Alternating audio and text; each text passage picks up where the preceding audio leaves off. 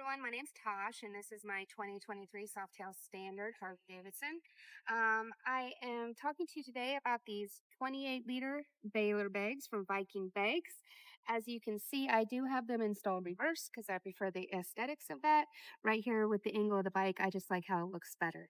These bags come standard with two locking mechanisms, one to secure the top and one to secure the item to the bike. And as you can see, it also has these fancy little dividers to help you keep organized.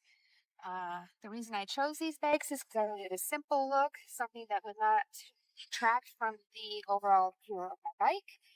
And I'm able to remove them, this quick release mechanism, if I just want to ride in without the bags.